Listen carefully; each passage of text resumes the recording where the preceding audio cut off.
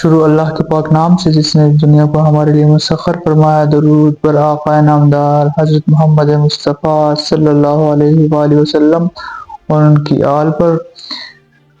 بیگانہ وار ان سے ملاقات ہو تو ہو، بیگانہ وار ان سے ملاقات ہو تو ہو، اب دور دور ہی سے کوئی بات ہو تو ہو۔ کل ہم نے ذکر کیا تھا فقر کا، آج ہم ذکر کریں گے کرامت کا یا کرامات کا۔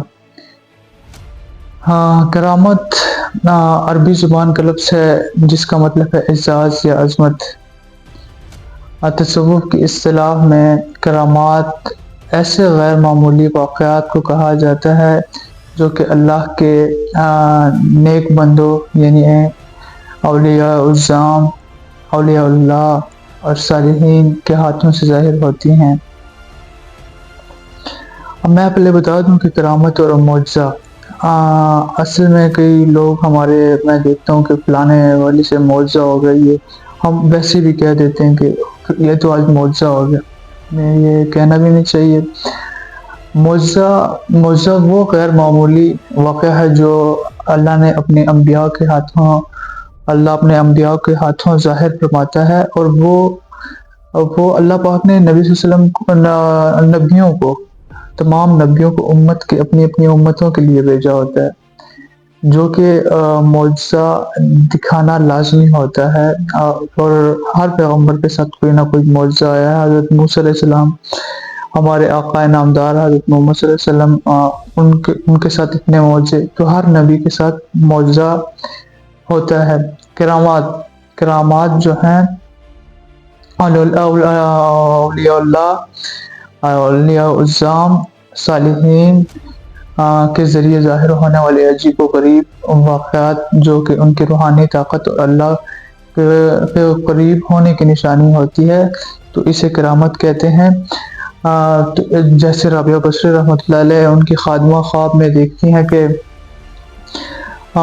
جب ان کی وفات ہوئی، دنیا سے رخصت ہوئی، تو خواب میں دیکھتی ہیں کہ تو رابعہ بصری آپ کی خادمہ رابعہ بصری سے پوچھتی ہیں کہ قبر میں کیسا امتحان رہا، سوال جواب کا وہ کیسا رہا آپ کا؟ تو کہتے ہیں کہ رابعہ بصری رحمہ اللہ علیہ فرماتی ہیں کہ میں نے فرشتوں نے مجھ سے پوچھا کرامن کاتبین نے کہ تیرا رب کون ہے؟ تو میں نے جواب دیا کہ 2 گز زمین کے اندر آ گئی ہوں، تو مجھ سے میرا رب بھول گیا کیا؟ تو یہ حضرت رابعہ بصری رحمۃ اللہ علیہ کی کرامت نے بیان کی۔ پھر حضرت داتا علی حجویری، حضرت عثمان علیہ بن عثمان رحمۃ اللہ علیہ، ان کا مشہور واقعہ کہ وہاں پہ جادوگر تھا، اور لوگ جو دودھ تھے وہ لوگوں سے دودھ لیتا تھا، مطلب بدماشی جادوگر۔ اکثر جادوگر ٹرک کرتے ہیں، وہ بھی خود کو آج کل ولی کہتے ہیں۔ تو میں بات سنا رہا تھا، تو وہ کرامت کے دودھ، تو انہوں نے پوچھا کہ دودھ آپ لوگ کس کو دینے جاتے ہیں؟ تو لوگوں نے کہا کہ ہم یہ دودھ فلاں جادوگر ہے، اگر اسے نہ دے تو ہماری بھینسوں کے تھنوں سے خون نکل آتا ہے پھر دودھ کی بجائے۔ تو علی حجویری رحمۃ اللہ علیہ نے انہیں حکم دیا کہ دودھ مت دیں، آپ گھر جائیں، دودھ یہیں پہ رکھ دیں۔ تو وہ جادوگر کی جادو نے اثر نہیں کیا بینچوں کے اوپر، اور دودھ ٹھیک تھا۔ تو وہ علی حجویری رحمۃ اللہ علیہ کے حجرہ مبارک کے پاس آئے، وہ جادوگر آیا اور مقابلہ کرنا چاہا، وہ ہوا میں اڑا، جادوگر کے دیکھتا ہوں کہ کیا ہے، جب وہ ہوا میں اڑا تو علی بن عثمان حجویری رحمۃ اللہ علیہ کا جوتا مبارک جو ہے وہ ہوا میں اڑا اور اس کے سر پہ پڑا اور وہ نیچے گر گیا۔ تو یہ کرامات ہیں۔ کرامات کے بارے میں جو ہماری غلط فہمی، ریاکاری اور نمائش، جن لوگوں کا میں نے ذکر کیا کہ ریاکاری اور نمائش، کرامتوں کو ریاکاری اور نمائش کے لیے استعمال کرتے ہیں، جو کہ درست نہیں ہے اور یہ گناہ ہے۔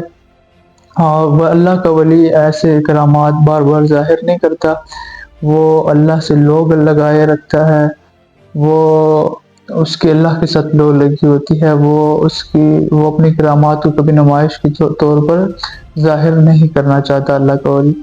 کرامات کا حصول جو ہے، کرامات کا حصول خود سے ممکن نہیں ہے، بلکہ یہ تو اللہ تعالیٰ کی عطا ہے جسے عطا کر دی جائے، جو خلوص نیت اور ایمان کی مضبوطی سے ملتی ہے۔ تو اللہ پاک ہمارا ایمان مضبوط فرمائے اور ہمیں نیک بندوں کا ساتھ، ہمارا ساتھ نیک بندوں کے ساتھ کرے۔ اور آخر میں اس خوبصورت بات سے اجازت چاہوں گا، ہدایت ان کا دروازہ کھٹکھٹاتی ہے جو ہدایت کے طلبگار ہوں۔ اگلی ویڈیو تک کے لیے اللہ حافظ۔